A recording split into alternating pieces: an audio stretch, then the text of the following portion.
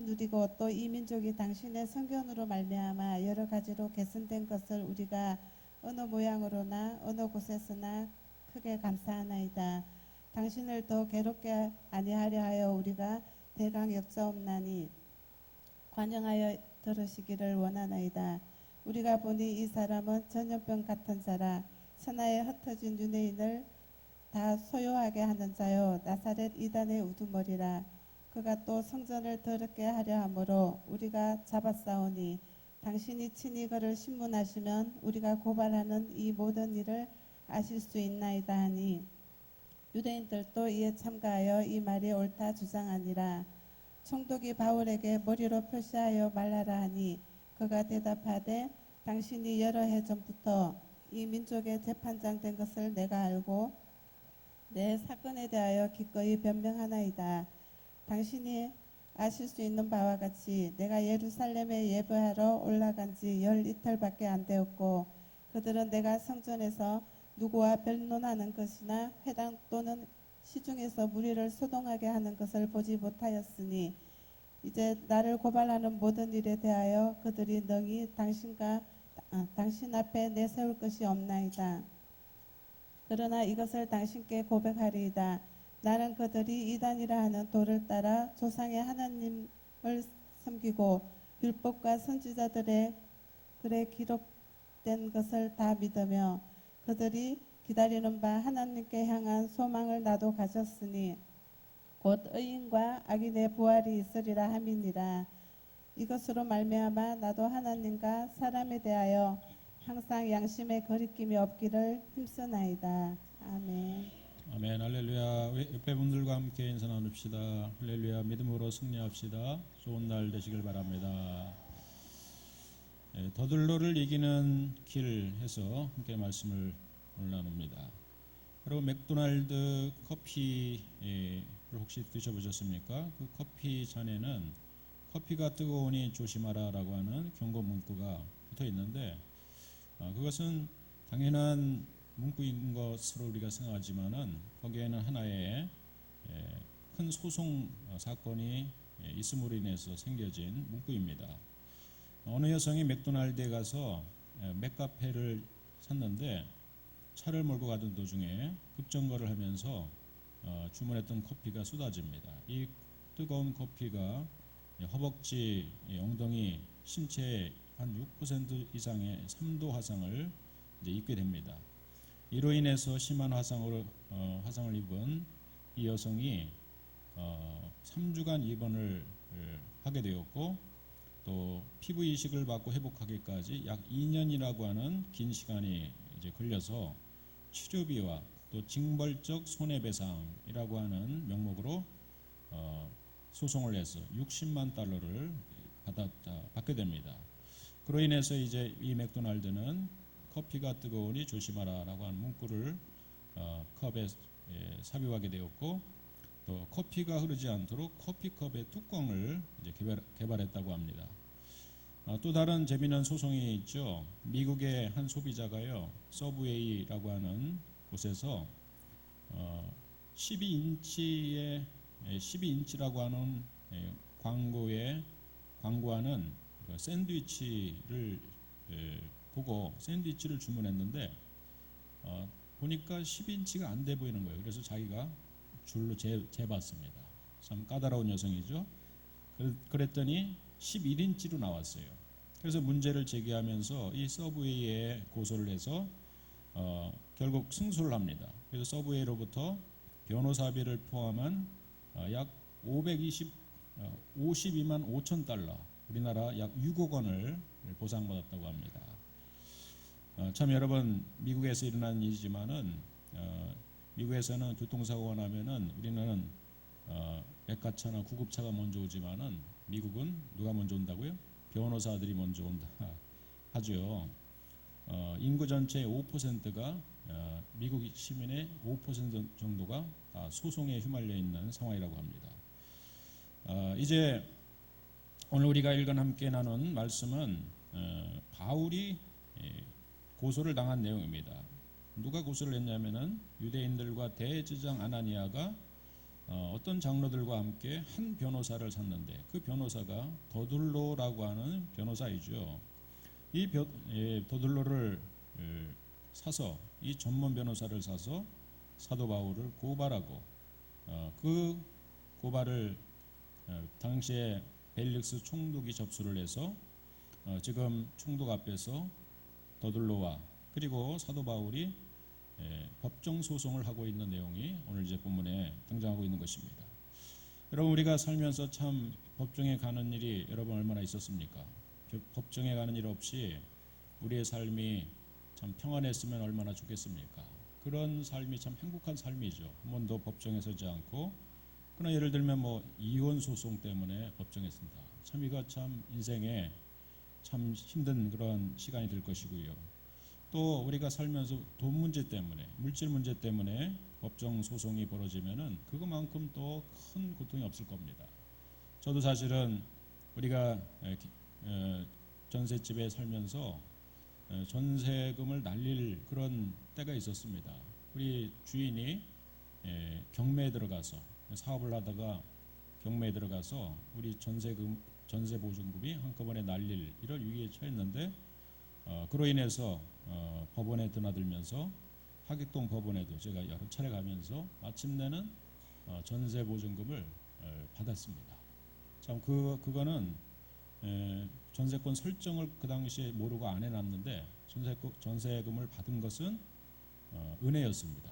그만큼 그 액수가 좀 남았기 때문에 저한테까지 돌아왔는데 참 이런 일을 겪으면서 우리가 법률적으로도 우리 그리스도인들이 잘 대처를 하고 또 뱀처럼 지혜롭고 비둘기처럼 순결한 이런 삶의 자세를 가지고 살아갈 필요가 있겠다라는 생각을 다시 한번 해봤습니다.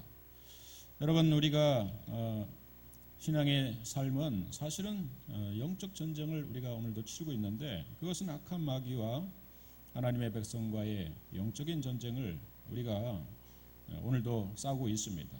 이 마귀라고 하는 존재는 요한계시록 12장 10절에 보면은 늘 우리를 고소하는 그런 존재로 알려져 있어요.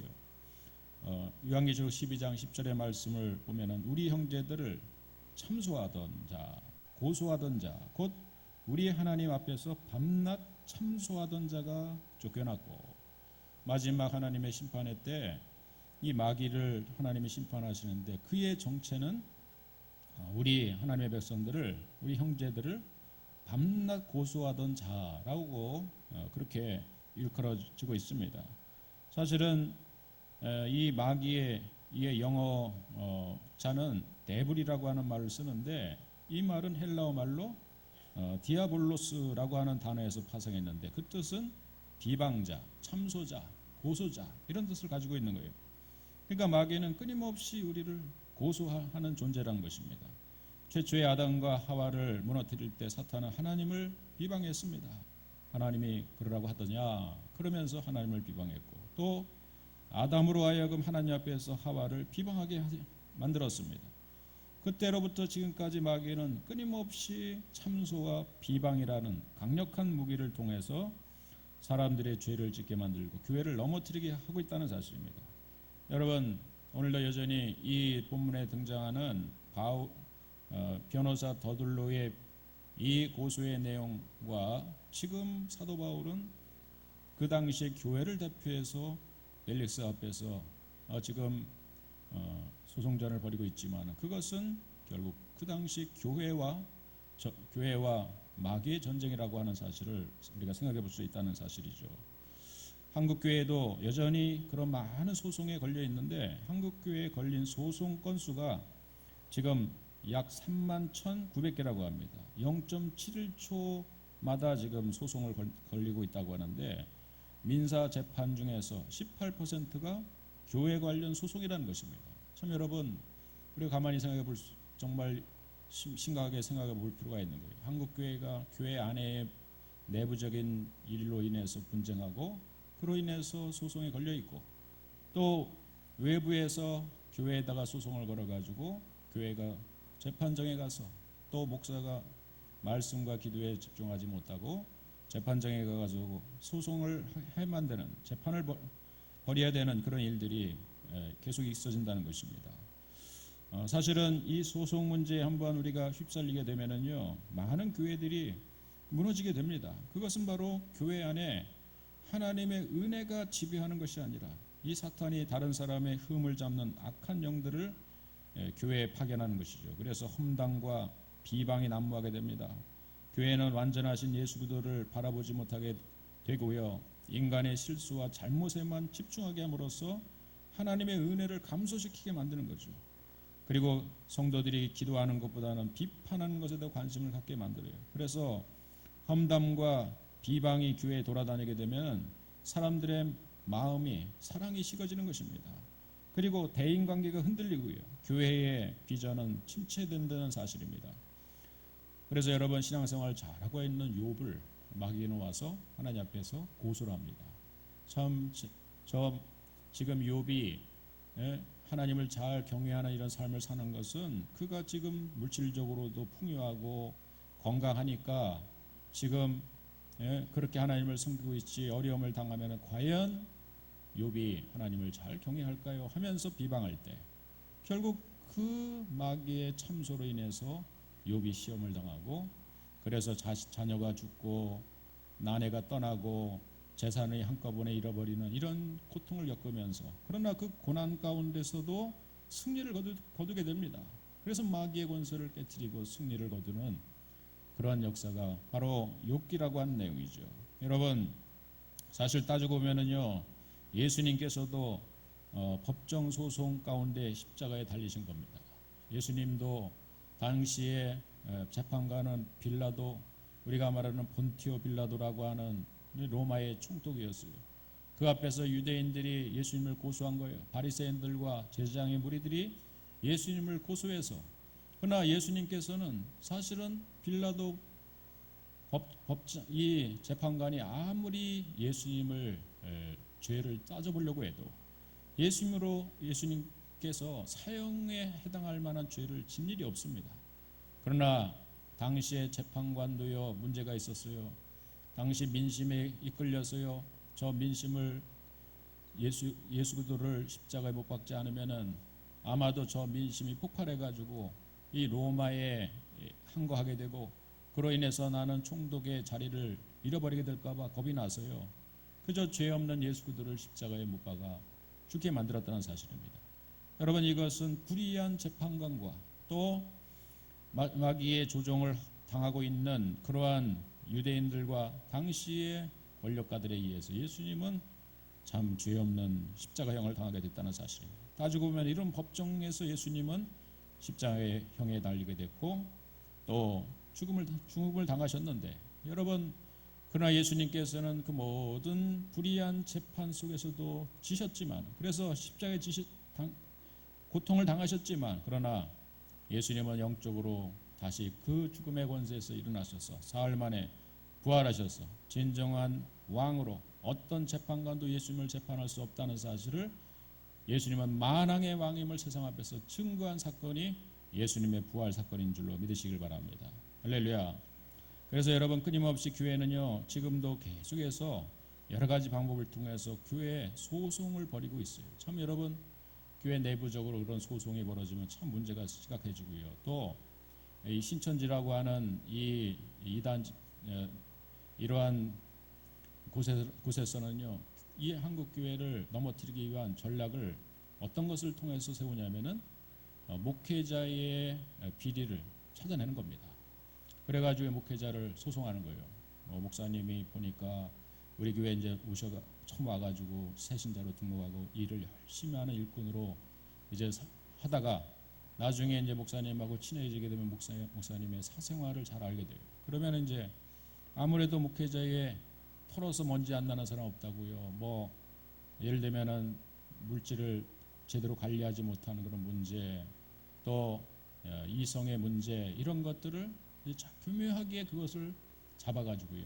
그래서 세상 법정에 고소를 하게 되면은 그때 교회는 큰 어려움 가운데 처하는 겁니다. 사람들은 바른 그 사람이 정말 옳은가 그런가 이런 것보다도 소문에 사람들은 사로잡혀가지고요, 나중에 비방전이 벌어지고 교회가 분열되는 역사가 일어나고 한국 교회가 이로 인해서 무너지고 그리고 폐해진 그런 교회들이 한두 개가 아닌 것을 보고 봤습니다. 여러분, 저를 위해서 날마다 기도해 주시길 부탁을 드리겠습니다. 제가 나가면서 남자들 손은 잡지만 여자들 손을 안 잡는 이유도 거기는 조금이라도 오해를 살 만한 일이 생기면 안 되니까. 참 요새는 잘못 이렇게 이성 간 터치를 하면은요, 그게 큰 오해를 불러서 여러분이 세상 법정에 저를 고소하면은 제가 대책이 없습니다. 싸울 길이 없기 때문에. 그래서 아예 안 잡는 게 낫다. 제 옆자리는 어떤 여자도 태우지 않는다. 우리 집사람 외에는. 그런 원칙을 잘 고수하면서 하여튼 물질 문제 또 이성 문제에 대해서 저는 더 철두철미하게 조심을 해야 될 상황 가운데 이르렀어요. 아무튼 여러분, 이런 상황은 저뿐만 아니라 여러분에게도 또 우리 중직자들에게도 해당하는 문제니까 늘 삼가 조심하기를 주님으로 축원드리겠습니다. 그래서 남자 여자가 혹시 두 사람이 있을 상황이 되면은 빨리 자리를 피해야 됩니다. 결혼한 남자 여자가 자기 남편하고 아내하고 있는 건 괜찮은데 저 외간 남자하고 같이 있다든지 이러면은 둘이 방에 골방에 있다든지 이러면은 큰일 나는 겁니다. 그런 문제에 아주 조심하고 민감해야 되는 거예요. 여러분, 그 문제 속에서도 승리하기를 주님으로 축원드리겠습니다. 그런 문제 있으면은 그 두 사람의 가정의 문제뿐만 아니라 교회적으로 큰 어려움 가운데 처할 수 있다는 사실이죠. 자, 이제 오늘 이러한 법정 소송을 벌이고 있는 이런 상황 가운데서 사실은 마귀는 어떻게 역사하고 있는지 이 더둘로라고 하는 전문 변호사, 이것은 그야말로 대제사장 아나니아가 산 변호사지만은 그러나 이 변호사는 세상의 어떤 교회를 해하고 무너뜨리려고 하는 그러한 앞잡이 노릇을 하고 있는 사람인 것을 보게 되고, 그들이 어떤 역할을 어떤 지금 방법을 통해서 교회 대표인 바울을 또 교회를 해하려고 하는지를 보게 되는 것입니다. 그들은 먼저 이 당시의 정권 앞에서 아첨하는 그런 말을 하게 됩니다. 24장 3절에 보면은 이 더둘로는 벨릭스라고 하는 그 재판관을 이렇게 표현하고 있어요. 3절의 말씀을 읽어보면은 벨릭스가 가하여 우리가 당신을 힘입어 태평을 누리고 또 이 민족이 당신의 선견으로 말미암아 여러 가지로 개선된 것을 우리가 어느 모양으로나 어느 곳에서나 크게 감사하나이다 하면서 지금 이 벨릭스 총독을 높이고 있어요. 이것은 아첨하는 말이었습니다. 사실은 총독하고요, 이 대제사장과 유대인들은 결코 가깝지 않은 사이였어요. 또 벨릭스 총독은요, 이렇게 사실은 존경하는 말을 들을 만한 인물이 아니었습니다. 역사가들에 의하면 이 총독 벨릭스는요, 로마 황제의 노예로 있었던 사람인데, 참 여러분, 노예가 지금 총독까지 이르게 될 때 얼마나 많은 그야말로 그 안에는 문제가 있었던 상황을 우리가 예측해 볼 수가 있죠. 벨릭스는 자신의 비위에 거슬리는 인물을 제거하기 위해서 암살자를 고용할 정도로 매우 잔인하고 또한 총독의 지위를 이용해서 뇌물과 여자를 취했던 탐욕스러운 인물로 역사가들은 평가하고 있어요. 가난한 예루살렘 교회의 성도들을 돕기 위해서 이방 교회로부터 지금 모금한 헌금, 그것을 어떻게든지 취하려고 하는 그러한 물질의 욕심을 많이 가진 그러한 존재인 것을 볼 수가 있어요. 우리가 읽지 않았지만 24장 26절에 보면은요, 이런 구절이 나옵니다. 그러니까 사도 바울을 사실은 죄가 없음을 알고도 2년 동안 구류를 시킵니다. 그 이유가 뭐냐면은 동시에 또 바울에게서 돈을 받을까 바라는 거로 더 자주 불러 같이 이야기하더라. 여러분, 사도 바울은 그저 야전에서 복음을 전하는 선교사입니다. 선교사가 무슨 돈이 있겠어요? 그러나 이제 돈이 있다면 어떤 돈이 있냐면은 예루살렘 교회가 당시에 흉년이 들어서 어려움에 처한다는 얘기를 듣고, 그 예루살렘 교회는 세계 교회의 중심인데 그 교회가 어려워서 되겠느냐? 당시에 유럽은 로마가 지배하고 있는 그러한 때였기 때문에 풍요로움이 있었습니다. 그 로마가 통치하는 지역에 사도 바울이 나가서 복음을 증거하면서 많은 교회들이 세워진 거예요. 그 교회들로부터 이제 예루살렘 교회를 돕기 위한 구제 헌금을 걷게 됩니다. 그 구제 헌금을 가지고 예루살렘을 지금 방문했던 상황이에요. 그러니까 그 사실을 이 벨릭스 총독이 알고 있었던 거예요. 저 사도 바울에게는 돈이 있다. 이런 이제 정보를 입수하고 어떻게든지 이 사도 바울을 옥죄어서 그 돈을 좀 뺏어내려고 하는 그런 의도를 가지고 있었다는 것입니다. 그만큼 야비하고 의롭지 못한 인물이 바로 총독 벨릭스였어요. 그런데 이 총독에 대해서 지금 친하지도 않은 유대인들의 대표인 대제사장 아나니아와 또 어떤 장로들이 한 변호사 더들로를 세워서 지금 벨릭스 각하에게 아부하고 있는 거예요. 벨릭스 각하여, 당신 때문에 우리는 태평을 누리고 당신의 선견으로 바른 정치로 인해서 여러 가지로 개선되어서 우리가 이만큼 잘 살게 됩니다. 이런 얘기를 하는 겁니다. 여러분, 때로는 우리가 한 시대를 살면서 많은 정권이 바뀌는 것을 경험해요.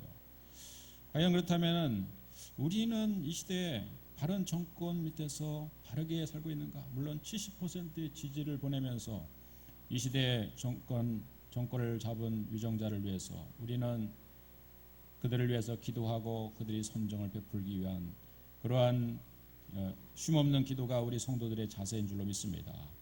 근데 요즘 벌어지는 일들이 참 여러분 우리 교회적으로 본다면은 심각한 상황들이 많이 벌어지고 있어요. 일명 교회에 종교세를 부과하는 그런 문제가 생겼어요. 그것이 이제 매스컴을 통해서 여러분들이 이미 알려진 바지만은 얼마 전에 이제 우리 대한예수장로교 12,000 우리 합동 측 교회 총회장 전계현 목사님이 담화문을 발표했는데 이 담화문의 내용을 제가 여러분에게 잠시 전해드리면은 이런 내용이에요. 정부가 시행을 예고한 종교인 과세에 대하여 OECD 국가 대부분 종교인 과세를 시행하고 있습니다. 그래서 우리도 이것에 따르는 것은 합당하다고 생각합니다. 그러나 국가는 종교와 종교인을 보호하려는 취지로 시행하고 있을 뿐 이건 OECD 국가가 그렇게 한다는 거죠. 종교단체에 맡겨서 시행합니다. 그러나 우리 정부는 처음 교회를 정부의 관리하에 두려는 의도라고 볼 때 그 왜곡된 시각을 심히 우려합니다. 정부는 일부 언론을 부추겨 교회가 마치 돈 세탁 주범인 듯 취급합니다. 기독교를 목회자 종교인 과세를 회피하는 반사회적이고 이기적인 종교인 집단으로 매도합니다. 이는 마치 중국 문화혁명의 홍위병 사건을 연상하게 하는 바 이에 정부의 입장을 답변해 주십시오라고 하는 담화문을 발표했어요. 참 우리가 이제 저도 며칠 전 총회 우리 전국 노회장 모임을 통해서 함께 참여를 했지만은 참 우리가 정부에서 시행하는 이 종교인 과세가 우리 한국교회 한 5만여 교회가 있는데 그 교회 가운데 약 70%가 넘는 75%가 넘는 교회는 기초 생활 대책도 안 된 기본 생계비를 유지하지 못하는 교회 그런 목회자들이 75%가 넘는 거예요. 약 25% 정도 교회가 그 중에서 한 10몇 % 정도는 우리 교회 정도 해당하는 생활비가 좀 되는 대책이 마련되는 교회고요. 그리고 상위 한 5% 정도는 이제 일명 대형 교회.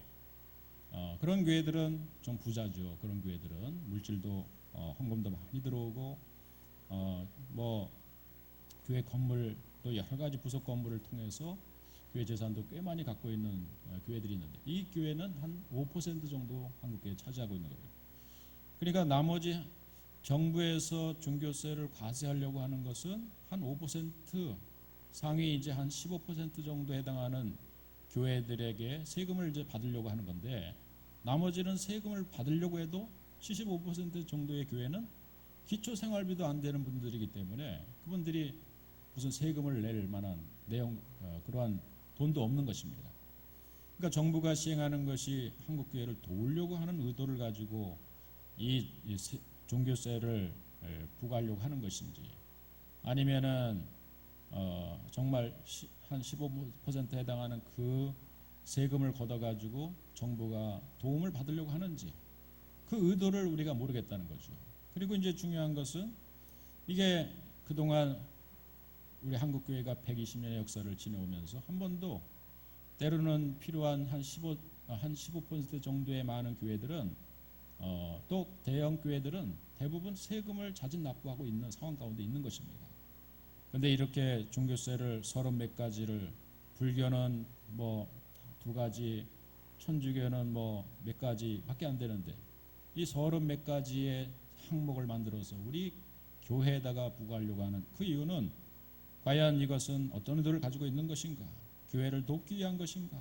아니면은 이 담화문에서 나왔지만은 중국 문화혁명의 혁명처럼 종교와 종교와 정부가 정교 분리를 통해서 그 원칙을 지금까지 오랫동안 고수해 왔는데, 이제는 정부가 종교를 다스리고 종교를 통치하려고 하는, 교회를 위에서 군림하려고 하는, 관리하려고 하는 이런 의도를 가지고 있는 것이 아닌가 심히 우려한다는 것입니다. 여러분, 물론 우리가 교회도 한국 교회, 한국 사회 가운데 있기 때문에 당연히 정부를 통해서 우리가 도움을 받고 때로는 도움을 주는 이런 곳이 한국 교회가 되어야 되겠지만, 잘못하다 보면은 우리가 이제 중국 같은 사회 속에는 지금도 많은 교회들이 세워졌다가 시진핑을 통해서 교회는 점점 말살돼 가고 있습니다. 교회는 기존 교회들, 일반 합법적으로 세워진 삼자교회뿐만 아니라 또 저 개척교회 작은 그 우리 지하교회들조차도 모든 우리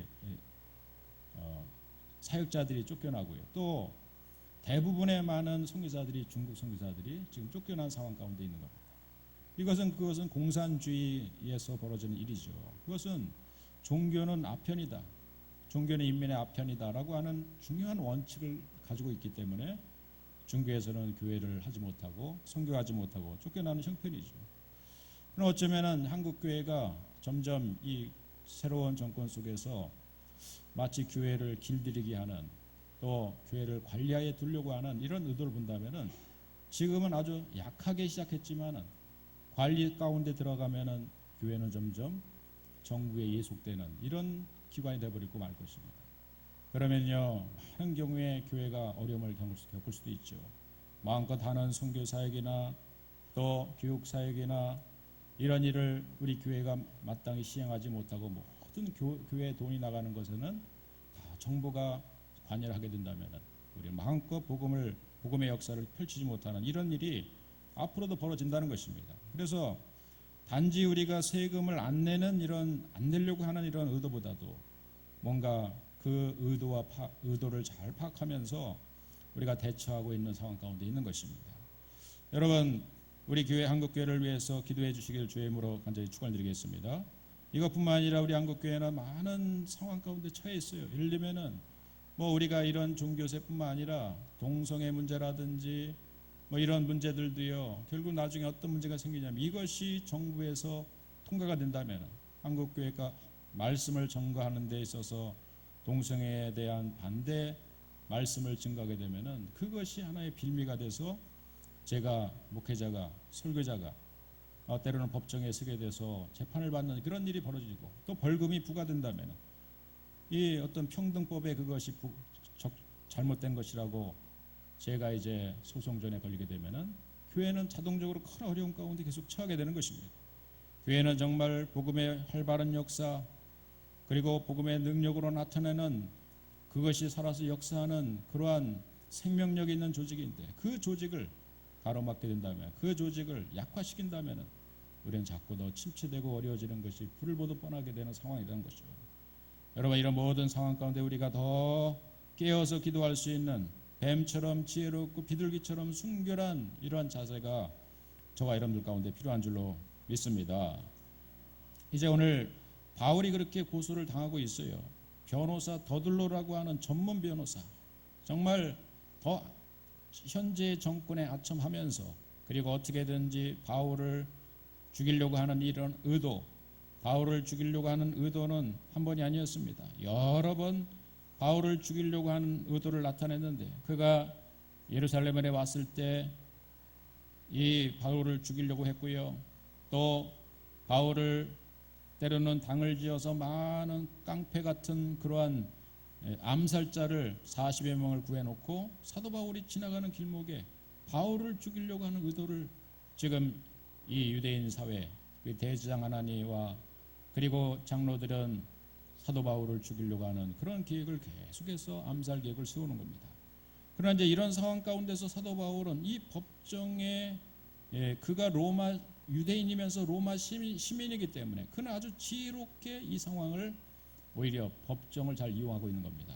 그는 오히려 자신이 지금 벨리스 총독의 이 법정 안에 들어오지 않으면은 아마도 길을 지나가면서 암살을 당할 여러 가지 이유가 있었어요. 그러나 법정 안에 들어오면은요, 일단은 이 로마 군병들의 도움을 받습니다. 보호를 받습니다. 그리고 이제 사도 바울은 우리가 지난주 함께 말씀을 나눴지만은 그의 비전과 꿈은 로마로 가서 복음을 전하는 것이었어요.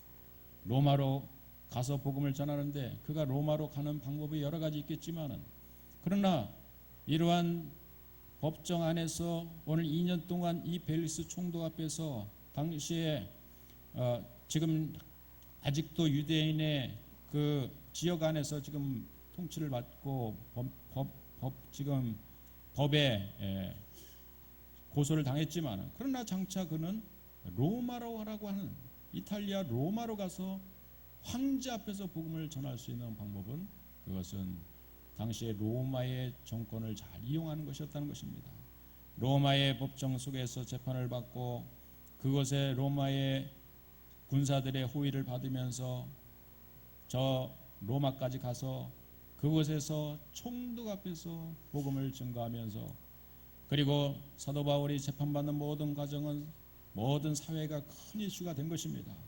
그리고 모든 사람들이 관심을 갖고 지금으로 말하면 수많은 여론들이 주목하고 있는 그런 중요한 법정 싸움이었어요. 그러다 보니까 그 관심의 중심에 사도 바울은 기회만 있으면은 사실은 변론을 하고 있는 내용은 변호하고 있는 것은 자기가 직접 변호하고 있지만은 그 변호는 사실은 복음을 전하는 것이었어요. 내가 이렇게 된 이유는 우리 예수님 때문에 그렇습니다. 그 예수님을 나도 옛날에는 배척하고 믿지 않는 자였지만은 그리고 그 예수님을 믿는 자를 당신들처럼 잡아서 죽여야 된다고 생각하는 앞잡이였지만은 이제는 내가 다메섹 도상에서 그 예수를 직접 만났습니다. 부활하신 그 예수님을 만나고 보니까 내가 했던 일이 다 잘못된 것임을 알고 이제 내 인생을 뒤바꿔서 나는 예수 그리스도를 증거하는 사람이고 예수님이 나의 진정한 왕입니다 하면서 많은 사람 앞에 예수님의 부활의 기쁜 소식을 증거하는 기회로 삼았다는 거죠. 여러분 사도 바울의 이런 지혜로운 면이 저와 여러분 가운데 있어지길 주님으로 축원드리겠습니다. 우리가 많은 어려움에 우리가 때로는 법정 소송이나 한국교회가 어려움 가운데 처할 수 있지만은 그러나 여러분 그 상황 속에서 오히려 그 상황을 전화위복으로 바꾸셨던 분이 예수님이셨고요. 오늘 사도 바울이었다는 사실이죠. 그것은 자기가 하나님 앞에 절대적인 복음의 확신과 그리고 하나님이 나와 함께 하신다라고 하는 굳센 믿음이 아니고서는 승리할 수 없는 방법이었어요. 오히려 사도 바울은 그간에서 놀라운 복음의 역전을 이루어냈다는 사실입니다. 다시 한번 저와 여러분들 가운데 이러한 역전의 역사가 일어나기를 주님으로 축원드리겠습니다. 오늘 더들로가 지금 이 사도 바울을 기소하는 내용 가운데 그 내용을 요약을 해보면은 4가지 제목이었어요. 그 내용은 24장 5절에 나오는데 이런 내용입니다. 우리가 보니 이 사람은 전염병 같은 자라 천하에 흩어진 유대인을 다 소유하게 하는 자요 나사렛 이단의 우두머리라 라고 하는 내용인데 그것을 정리하면은 첫 번째 전염병 환자다, 두 번째 소유케 하는 자다, 세 번째 나사렛 이단의 괴수다, 네 번째 성전을 더럽히는 자다 라고 하는 것이었습니다. 그 가운데 전염병이라고 하는 말을 일부러 쓰고 있어요. 참 여러분 우리가 옛날 성경에는 연병이다 라고 하는 말로 썼는데 전염병 그러면 얼마나 사실은 말이 무섭습니까? 이 전염병은요 사실은 성경에 몇 번이 나오냐면은 이 성경에는 36번이나 등장하고 있어요. 이 전염병은 하나님의 심판의 도구로 철저하게 쓰임받게 되는데 민수기 16장 49절에 보면은 고라의 일로 죽은 자 외에 전염병에 죽은 자가 14,700명이고 민수기 25장에 보면 이스라엘 백성이 시팀에 머물면서 모압 여자들과 음행하다가 이방신에게 또 절을 하고 그때 연병으로 죽은 자가 24,000명이라고 나와 있어요. 그러니까 하나님은 전염병을 철저히 하나님의 징계의 도구로 쓴 거예요. 1618년 유럽 전쟁이 일어났을 때 전사자가 35만 명인데 전염병으로 죽은 자는 약 1000만 명이라고 하는 통계를 갖고 있어요. 그만큼 전염병은 강력한 영향력을 주고 있는 거예요. 한마디 말해서 사도 바울을 전염병 환자다. 그래서 그 전염병 때문에 성전도 더럽히고 그렇게 되는데 이 사람을 빨리 죽여야지 그 전염병이 그친다라고 하는 얘기입니다. 여러분, 우리가 이 기소의 내용을 가만히 생각해 보면은 사실은 복음의 내용이 전염병적인 성격을 가지고 있어요. 물론 반대적인 성격이지만은 전염병은 사람을 죽게 만듭니다. 전염병은 사람을 병들게 만듭니다. 그러나 복음은 우리들을 살게 만들죠. 우리를 다시 한번 살 수 있는 의욕을 갖게 만들죠. 고린도후서 7장 1절에 보면은 우리의 복음을 이렇게 소개하고 있습니다. 고린도후서 7장 1절 그런즉 사랑하는 자들아 이 약속을 가진 우리가 하나님을 두려워하는 가운데서 거룩함을 온전히 이루어 육과 영의 온갖 더러운 것에서 자신을 깨끗하게 하자. 여러분, 복음은 우리를 전염병이 들어서 죽게 만들고 병들어 죽게 만드는 것이 아니라 우리를 살게 만드는 힘이 이 복음 안에 있다는 사실이죠. 그래서 그 살게 만드는 좋은 영향력이 생명의 영향력이 증거되는 것이 바로 우리가 가지고 있는 예수기도 또 그 예수님의 생애, 예수님의 삶과 죽음, 십자가 죽음과 부활 또 예수님이 하신 말씀 이것을 다 복음이라고 하는데 여러분 이 복음을 우리가 안에 간직하게 되면은 사실 우리는 전염병 환자가 되는 거예요. 이들의 표현에 의하면. 근데 이 전염병은 사람을 죽게 만드는 것이 아니라 이 전염병은 오히려 사람들을 살게 만들어요.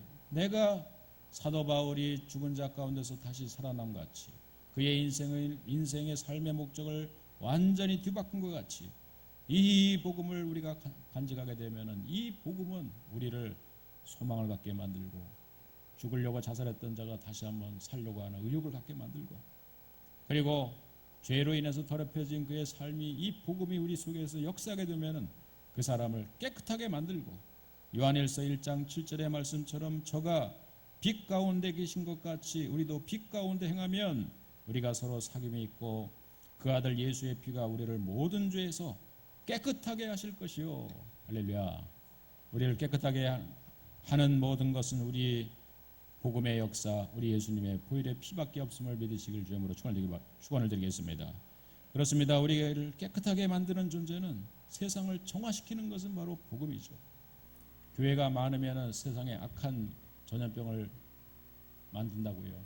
여러분, 한국 교회가 대한민국이 지금까지 역사 가운데 근세대 역사를 지탱한 힘이 어딘지 아시죠? 눈이 많은 소비자를 통해서 눈이 많은 통계를 통해서 박정희 대통령이 물론 나라를 잘 살게 만들고 경제를 부흥하게 한다고 했지만은 물론 그런 좋은 지도자도 때로는 역사 가운데 있어 왔겠죠. 그러나 여러분 이상하게도 기독교의 성장과 또 한국 경제의 성장의 그래프는 항상 이 비례해 왔고요. 또 사람들이 더 신사가 되고 더 문화적이 되고 더 사람들이 뭔가 행복해지는 이런 모든 것들도요. 교회가 성장하고 교회가 부흥하면서 우리 한국 사람들이 세상에서 영향력을 발휘하게 되고 세계에 나가서도 한국이 유명해지고 그런 모든 그래프는요. 대한민국의 성장 그래프와 교회의 성장 그래프와 축을 같이 했다는 사실입니다. 세상에 많은 좋은 영향력을 한국교회는 줬다는 사실이죠. 죄 많은 우리 한국교회가 또 여러분 교회가 이 사회가 어렵다고 해서 사회 속에서 감옥을 더 만들고요. 경찰서를 더 만들고 죄를 더 엄벌하게 만들고 법을 더 세게 만들고 그러면 여러분 과연 사회가 더 정화되고 깨끗해지고 좋아질까요? 여러분 그것은 통계적으로 나오는 것입니다. 우리 한국교회가 더 영성이 충만하고 은혜가 충만하면은요 이상하게 더불어 사회는 정화되고 이 사회는 깨끗해지고 우리 사람들은 더 행복해지는 그런 역사가 마치 보이지 않지만 전염병이 병균이 옮겨지면서 사람들에게 영향을 주듯이 한국교회의 영향력은 그렇게 사람들을, 이 대한민국을 잘 살게 만들고 행복하게 만드는 중요한 요소가 되는 줄로 믿으시기 바랍니다. 할렐루야. 여러분, 이런 믿음을 가지시고 우리의 교회를 섬기는 저와 여러분들 되기를 주님으로 축원드리겠습니다. 그러할 때 오늘 이제 사도 바울은 그러한 믿음을 가지고 신념을 가지고 복음을 지금 증거하고 있습니다. 그러나 오늘 본문에 보면은 결국 사도 바울이 결국에는 승리하게 되죠. 놀랍게도 돈을 탐욕에 어두운 벨릭스 정권은 나중에 벨릭스 총독은 그 자리를 물러나게 되고요. 대신 새로운 총독이 세워집니다. 그 새로운 총독에 의해서 2년 동안 어거되었던 사도 바울은 드디어 그가 꿈꾸는 로마까지 가게 되어서 로마의 황제 앞에서 복음을 증거할 수 있는 기회를 삼게 되고요. 더불어서 마지막까지 사도행전의 28장의 말씀은 끝나지만 29장의 역사까지 우리를 통해서 이 역사는 계속돼 나가라고 하나님이 오늘 우리 사도행전은 28장으로 끝내게 하시고 29장의 말씀을 우리 가운데, 그 역사를 우리 가운데 유임하신 하나님이신 줄로 믿으시기 바랍니다. 이제 29장의 역사를 계속 써내려가는 우리 푸른교회 성도가 되기를 주님으로 축원드리겠습니다. 마지막 이 마귀 사단의 권세는 어떻게 됩니까? 요한계시록 12장 11절에 보면은 결국 이 마귀의 권세는 무너지고 참소당했던 마귀는 지옥불에 던져지고 결국 우리는 승리하게 됩니다. 승리의 세 가지 방법을 요한계시록 12장 11절은 제시합니다. 여러 형제가 어린 양의 피와 자기의 증거하는 말을 인하여 저를 이기었으니 그들은 죽기까지 자기 생명을 아끼지 아니하였도다. 결국 마지막 승리의 비결 세 가지를 말하고 있어요. 성경을 말씀하고 있어요.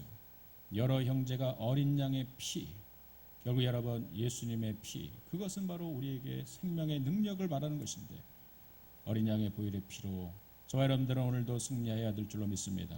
또 자기를 증거하는 말, 그 예수님을 증거하는 말, 그것은 복음을 세상에 계속 증거하는 것이죠. 우리가 전도행위라고 말할 수 있는 것입니다.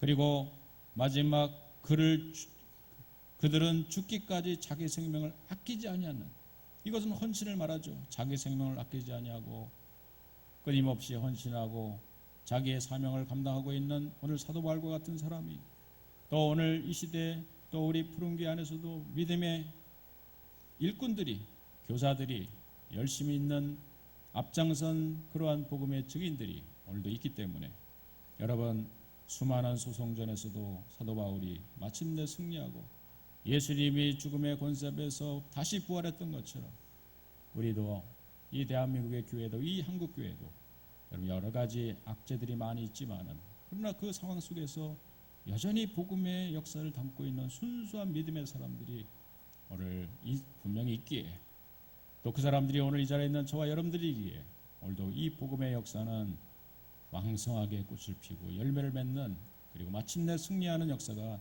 있게 될 줄로 믿습니다. 이 영적 전쟁에서 모두 다 승리를 거두기를 주님으로 간절히 축원드리겠습니다. 함께 기도합시다. 우리가 보니 이 사람은 전염병 같은 자라, 천하에 흩어진 유대인을 다 소유하게 하는 자요 나사렛 이단의 우두머리라.